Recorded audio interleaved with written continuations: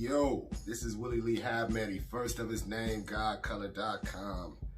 By the way, let me give y'all a scenario real quick.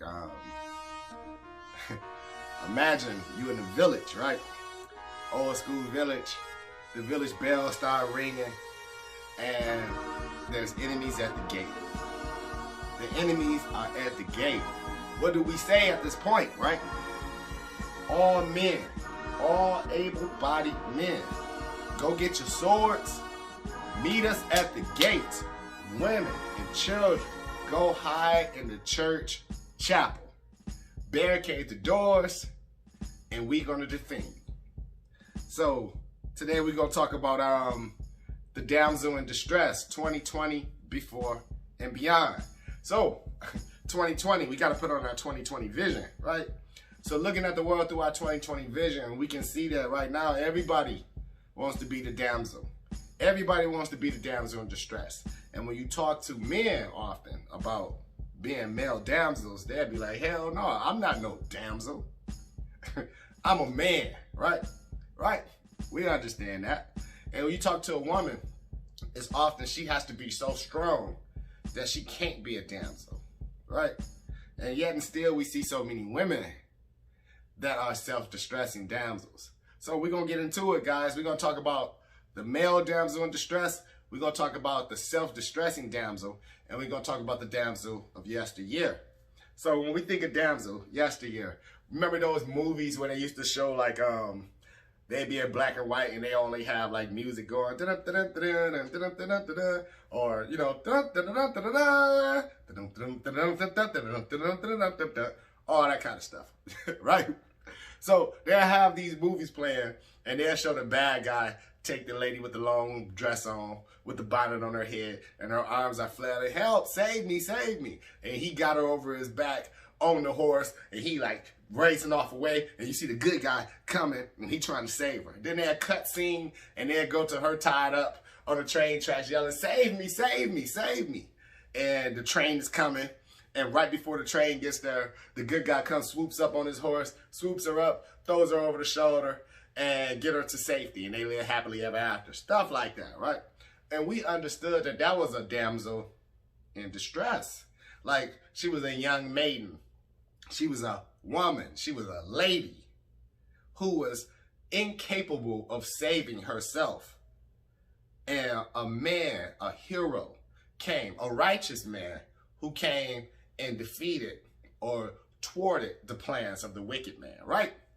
We can understand that. That's a damsel in distress. Well, going into today,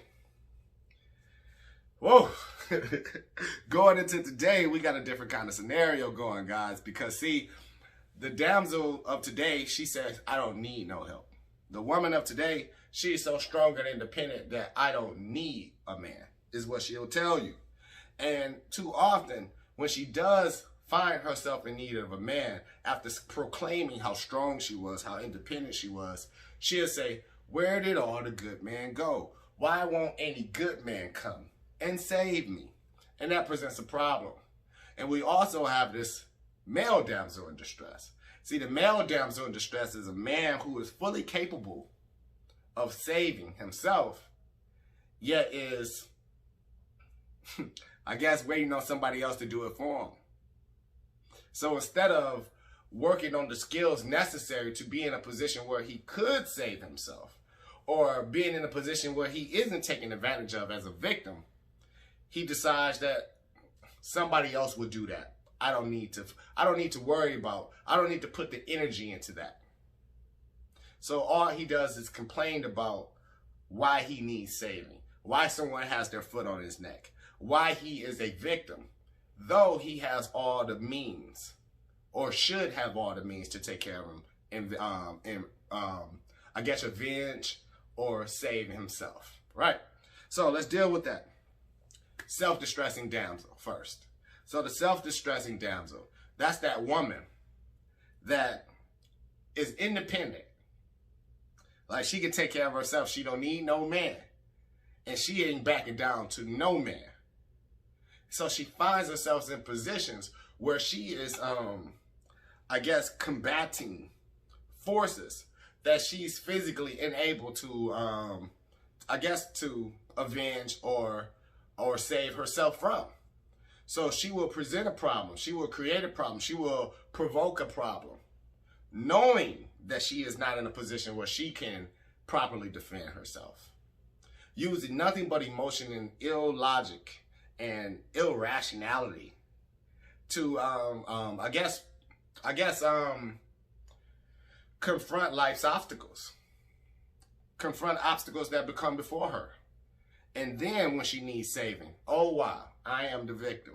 And that goes into our pro-victim talk, which we're going to talk about it another day, but that's a story for another day. Pro-victim talk, being non-pro-vic. We're going to do a video on that.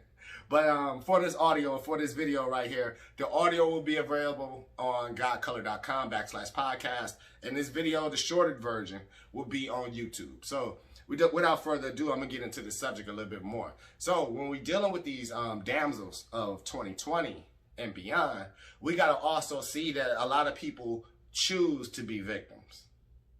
A lot of people, it's more advantageous for them to be a victim because eliciting pity today is currency.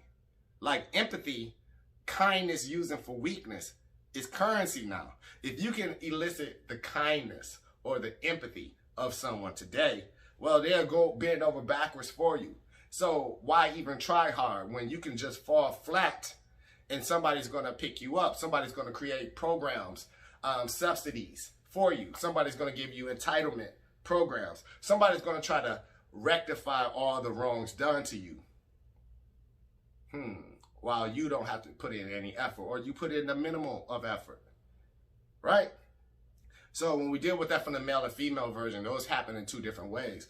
The female version, or the self-distressing damsel, this is a woman who knows that society is going to frown upon anybody that raises a hand to her or causes her grief or gives some adverse circumstances. So since she knows this, she can proclaim herself a lot bolder in action, knowing that she has judicial weapons at her disposal.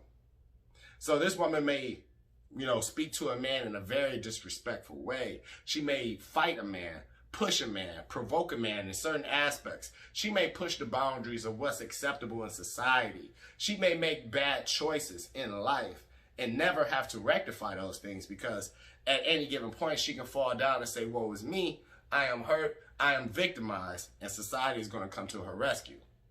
That is what we would call a self-distressing damsel. And the male damsel in distress, man, that's a story. That's going to have to be a whole video into itself. But just for the sake of this video, the male damsel in distress is going back to that scenario where we told you about the village bell going off and all able-bodied men report to the gate because we got to push back this enemy. You're going to have men saying, well, what about me? I want to be saved. I'm going to hide in the chapel with the women and the children. I never learned how to use a sword.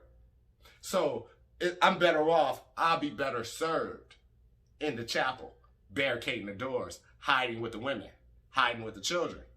There are men like that.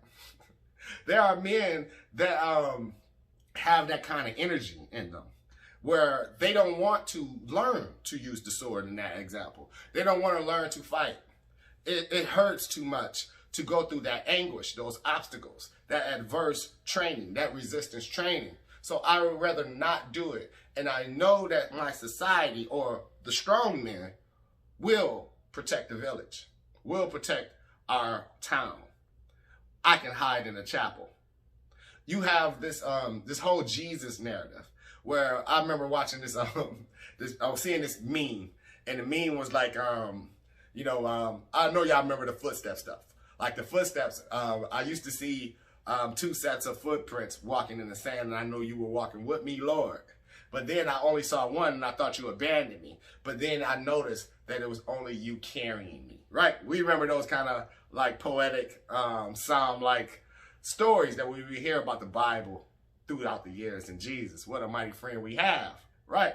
So I then started seeing these memes where the men will be getting carried like a woman getting carried over the threshold. And it wasn't a man like Jesus got you, or you resting on Jesus' shoulder and you walking alongside Jesus and he helping you, guide you along as you walk. It was like he carrying you like a man would carry a wife. And for me, I feel like as far as masculine behavior, like I don't care how injured I was, I wouldn't want my savior to carry me as if he would be carrying a wife. You know? Like carry me over the you know what I'm saying? Like if my legs is broke, carry me over the shoulder, or two men got me and I'm holding on to them like this or something. You know what I'm saying? But the aspects of carrying me like I'm a wife getting carried over the threshold, it gives a brother the chills. So when we talk about these subjects, it's a touchy subject because we live in a time frame where there's nothing definable anymore. So a man can be anything that he wants, even if he wants to be more feminine. And I get it.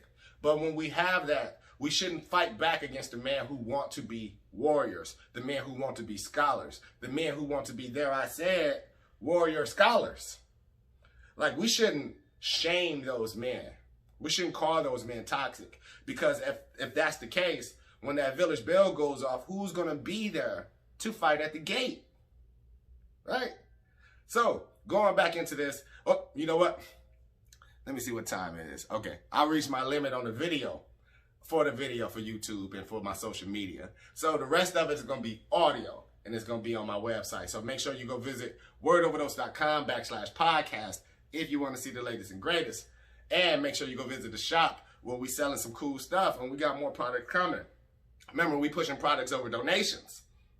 We ain't turning down no money, but we want to grow a business. So since we want to grow a business, we want to ship things out, and we want to see if we can expand, employ people, build something. So God color is going from the color black to calling the color God. So it is the God of all colors. So we talk about that on the website. We're going to talk about that with our brand and as we build it up. And if we call in the color God, what does that make us? Stay tuned.